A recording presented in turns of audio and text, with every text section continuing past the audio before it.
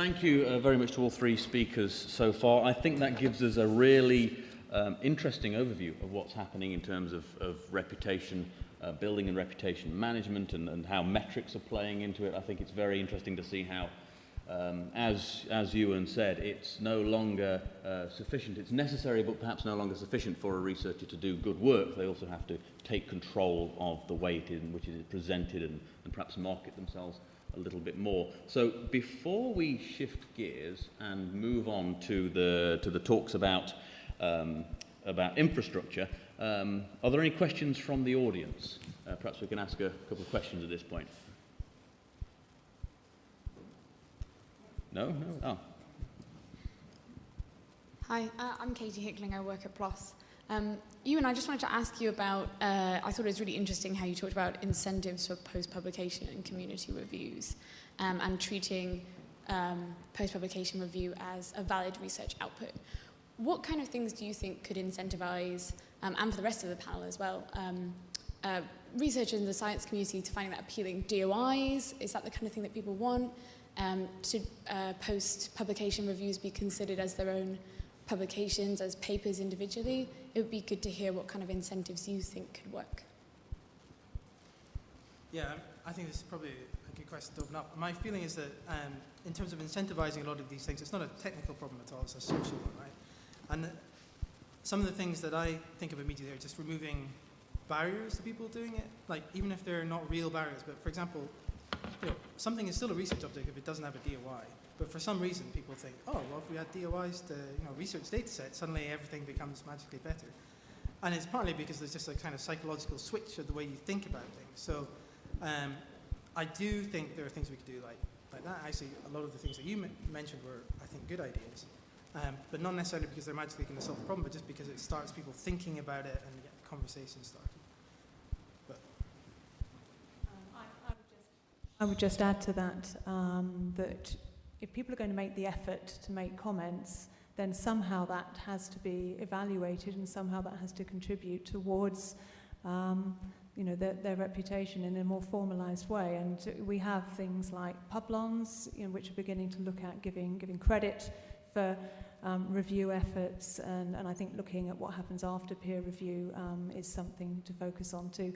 I mean, I remember back, probably was the mid-90s now, when the Slashdot community got started, and they had sort of the early developments of a model that was quite sophisticated around giving people contribution and rewards within that system for helping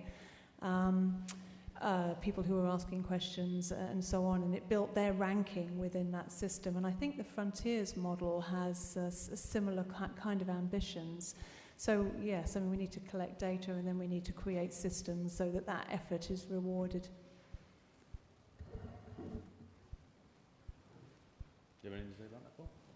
Oh, well, yeah, I agree with that. I think one of the key issues is that in annual appraisal interviews with researchers, the debate is not only about their publication lists, but about the whole ecology of activities that is necessary to conduct research. And peer review is extremely important there, also because researchers learn a lot from doing peer review and getting their papers peer reviewed. I mean, the process of improving the paper while debating is often not so visible, but it's extremely important. And yeah, I think it should be an element in evaluation of careers.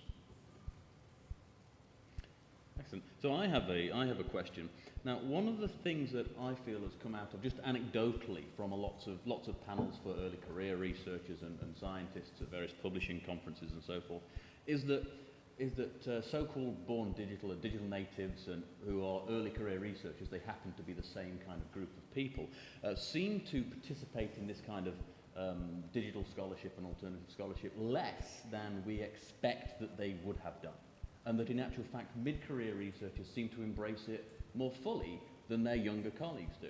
Now, I wonder whether this is to do with perhaps mid-career researchers learning how to do it, that this is in actual fact a marketing skill that they pick up as they get further into their careers, or whether it's because early career researchers are just so focused on getting those publications and they don't realise that there are ways that they can get extra credit and so forth.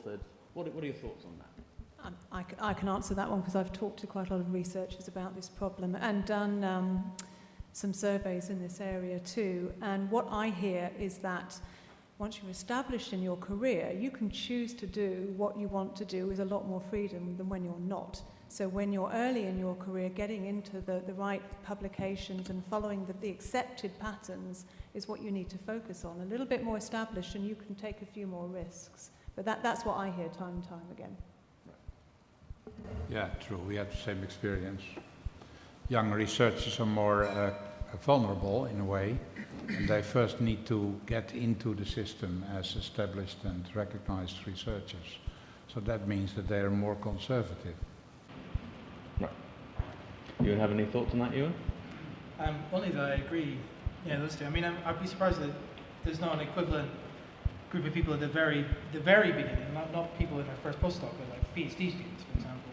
Like, I'd be surprised if they didn't. Right. Because again, there you've got less to lose, right? You're not going to be as closely supervised or already too much in the environments. But yeah. Excellent.